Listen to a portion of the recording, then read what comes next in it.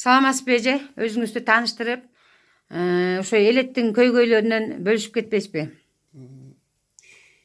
Мен Талас облусуна караштуу Бакай Ата районунун Кызылсай айылында жашоочусумун. Атым Акжүек, фамилиям Эркинбаева.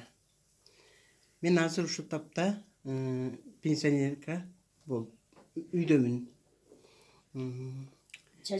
Менин өзүмдүн ана мисалы көйгөйүмдү айта турган болсом, 5 уулум бар, 20 чакты неберем бар. Колумдагы неберелеримдин асты 9 класс окуп калды. Аягы 1,5 жаш. Мына ушул балдарды дагы неберелерди дагы жайгаштыра турганга дагы эч кандай шарт жок. Биздин айылдан биз Бакай Ата районунун баш жак айылында турабыз. Айылда биздин Кызылсай айылында кеминде 3000 жакын калк жашайт. Мына ушул айылдын өзүнө мектеп бар, мектеп болгон менен алыс айгандай. Ага биздин окуучуларды ташыганга бир жакыныраак Бузук бар. Бузукка окуучулар толук батпайт.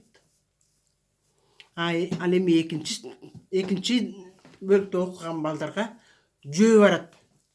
Ошол балдардын кийиндиринге дагы, ичкен жегенине дагы капитал керек экен. Айыл өкмөттөн үй жан башына 35 соттон берилген. Биз 5 уулум жана өзүм жана чалым болуп 1,5 гана гектар, 1,45 гектар жерибиз бар. 1,45 жерди иштетип отуруп, ноя дегенде тигип отуруп, жер отуруп калган. Ага канча деген удобрение керек. Мына Кудай өлбөгөн жанга жаз келет дегендей, мына жаз да келе баштады. Эң көйгөй ушул дагы бар. Көкүрөгүңдө турат. Себеби ошол жерди эми иштетишибиз керек. Ага деген солярка жок, мындайча айтканда. Аны сатып алабыз. Литрин 45 сомдон сатып алабыз. Жерди айдатабыз. Жерди айдатканда дагы тракторлорго майын куюп беришибиз керек. Анын эмгек акысын төлөшүбүз керек. Жана ага урук сатып алышыбыз керек. Мына ушунун баарына өзүнүн өзү жер иштеткенге эч кандай шарт жок, иштете албайбыз. Түшүм дагы аз алабыз. Түшүмдү кайра ошо жан башына чачкан убакта дагы жетпейт. Эң астында эле 25 килосы 30 сом, 40 сомго гана, 25 сом гана болот.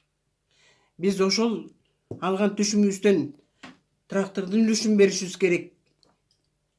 Жерин айдаган үлүшүнүн баарына бала чакага бөлө келгенде отуруп калабыз.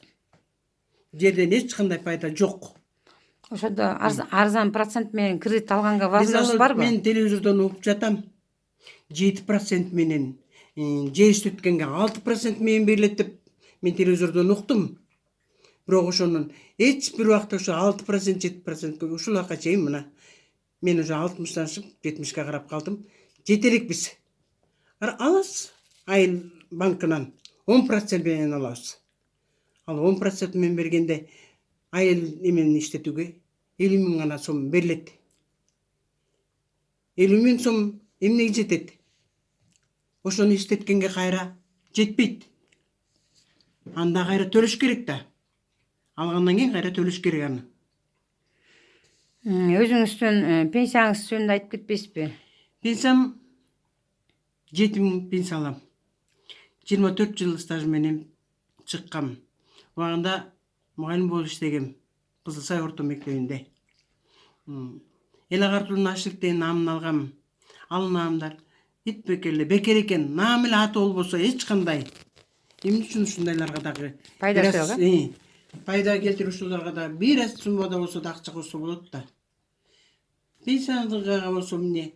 1 жылда бир гана 100 сом, 150 сомго чейин эле акча кошулат. Ал эмне деген акча?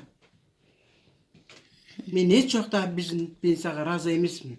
Өзүбүздүн жанындагы коңшу мамлекет Казакстан менен салыштырганда, алардын эч жерде иштебей калган тургуну бизден алар 10 000 сомго чыгат, 10-15 000 сомго чыгат иштебеген тургуну.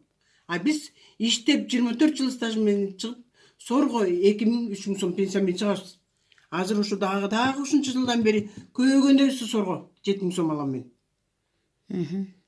Электр энергия жактан кандай дейсиз? Электр энергиядан да айтат элем мен. Мына электр энергиясын айрыкча кышында колдонуш керек. Колдонсок, алган пенсиямдын 4 000 сомун эле төп коем бир айда. Мына бир айга 4 000 сом төлөм. А кошумча жагыш керек да. Көмүр жагышыбыз керек. Көмүрдүн сортуна карата болот. Анын 450 сом тоннасы 4,5 000 сом, 5,5 000 сомдон мына ошол мен көмүрдү ала албайбыз. Колубузду келен ача албайбыз эч жакта. Бир жагына тартсаң, бир жагына жетпейт. Ошо менен эмне деген оюңуз бар? Менин оюм бар эле эми. Биз сизди Сооронбай Жээнбеков, сизди биз шайлаганбыз. Сизге мен керек болсо өзүм, лично мен өзүм салгам сизге. Анан сизден суранар элем, элдин көйгөйүн ойлоп, эл сизди колдогондон кийин элдин көйгөйүн ойлоп, ушундай бизге окшогон ата энелердин талабын орундатабы деп ойлойм сизди. Сизден ушун чоң өтүнүч элге талап кылат элем. Элге кайрылсаңыз экен. Сизден сураныч.